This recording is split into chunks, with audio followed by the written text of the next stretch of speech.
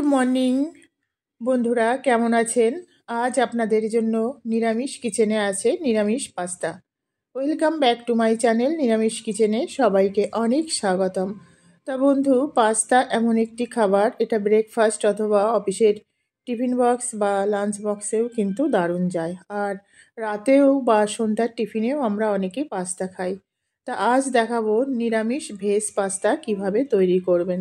তো এখানে পাস্তা তৈরি করার জন্য পরিমাণ মতো পাস্তা নিয়ে নিয়েছি। আর যে ডিজাইনগুলো দেখছেন এগুলি কিন্তু বিভিন্ন রকম পাওয়া যায়। তা পাস্তাটা প্রথমে সিদ্ধ করে নিতে হবে। তার জন্য জলটা দেখুন ফুটে উঠেছে। এই ফুটন্ত জলের মধ্যে কিছুটা পরিমাণ নুন দেব আর কিছুটা পরিমাণ অয়েল দেব। তাহলে কি হবে, এই পাস্তাটা একটু নোনতা হবে। আর অয়েল দিলে একটার সঙ্গে একটা গায়ে লাগবে না, সিদ্ধ হয়ে যাবে। সেই জন্য নুন আর তেলটা দেওয়া।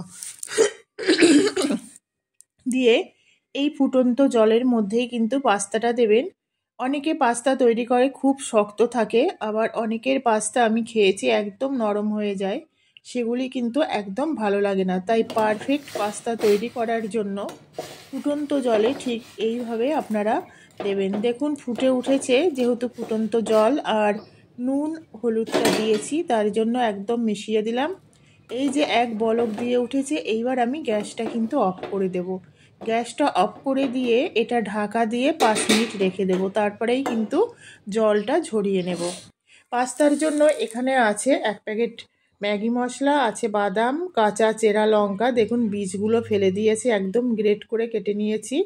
আছে কিছুটা পরিমাণ আদা, বিনস, গাজর, আলু, টমেটো, আর আছে এখানে পাস্তা সিদ্ধ। দেখুন কতটা ঝরঝরে হয়েছে, দেখুন একদম মানে পাস্তাটা কতটা ঝরঝরে হয়েছে। এখানে আমি কড়াইতে তেল দিয়ে দেব পরিমাণ মতো। আর স্টিলের কড়াইতে রান্না করতে গেলে বন্ধুরা গ্যাসের ফ্লেমটা লোতে রাখতে হবে, না হলে পুড়ে যাবে। দেখুন আমার কড়াইটা একদম কালো হয়ে গেছে, গ্যাসের ফ্লেম হাই হলেই মুশকিল। এখানে পরিমাণ মতো আমি বাদাম দিয়ে দিলাম, বাদামটা প্রথমে ভেজে তুলে নেব।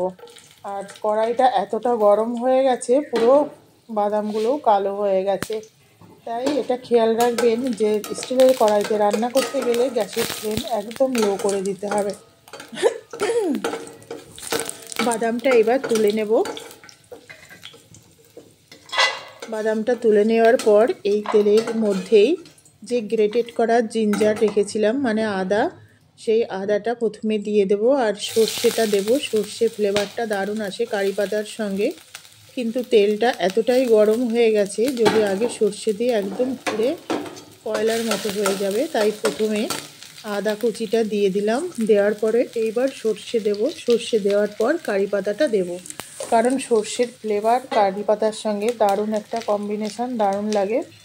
যদি দিই পুড়ে গেলে কিন্তু তার কোনো টেস্ট থাকে না বা কোনো ফ্লেভার থাকে না।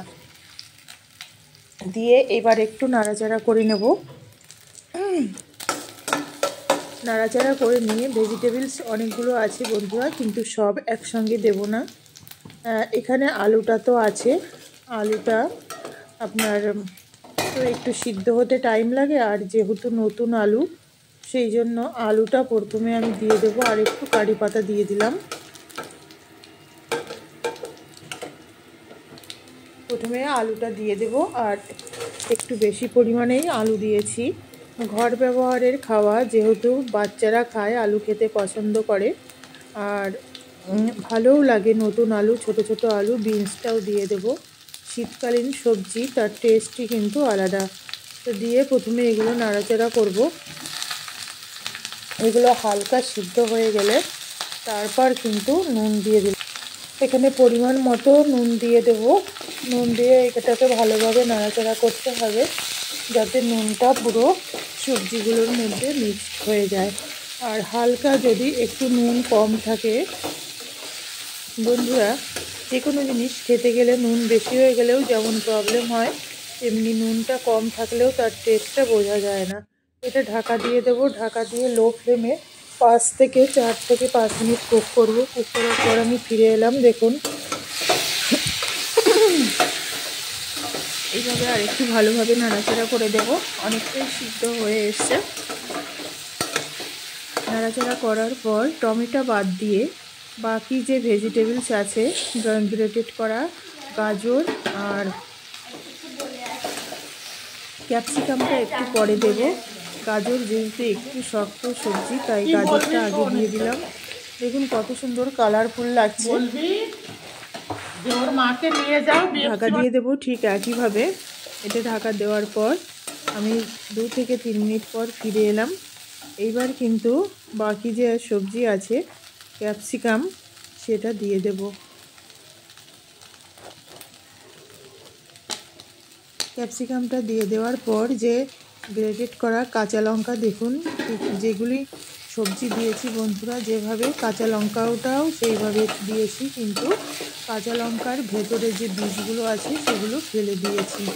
বীজগুলো খাওয়া আমাদের স্বাস্থ্যের পক্ষে খুব একটা উপকারী নয়, আর যেহেতু বাচ্চারা খাবে সেই জন্য বীজগুলো ফেলে দিয়েছি। এবারে এটাকে ঢাকা দিয়ে দেব। ঢাকা দিয়ে আমি 5 মিনিট পর আবার ফিরে এলাম। দেখুন সবজিগুলো দেখেই মনে হচ্ছে এটা সিদ্ধ হয়ে গেছে।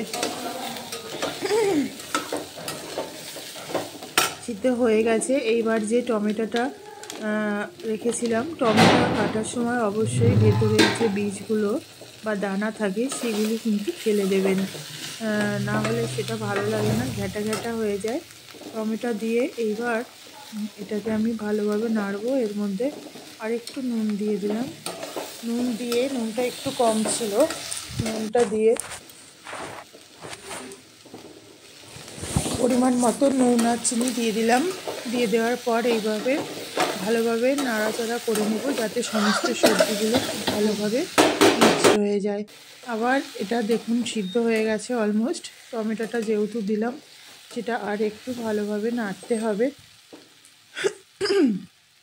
নাড়ার পর যে পাস্তাটা আছে দেখুন কতটা ঝরঝরে হয়েছে, একটু সিদ্ধ হতে বাকি নেই আর শক্তও নেই। এইভাবে আপনারা পাস্তা সিদ্ধ করবেন, দেখবেন খুবই টেস্টি হবে। একটা যে আমরা ম্যাগি খাই বা চাউমিন খাই একটা সফটনেস সেটা পাবেন। এখানে 1 প্যাকেট ম্যাগি মশলা দিয়ে দিলাম, যেহেতু অনেকটা পরিমাণ পাস্তা তাই 1 প্যাকেট ম্যাগি মশলা লাগবেই, অন্য কোনো মশলা যাচ্ছে না।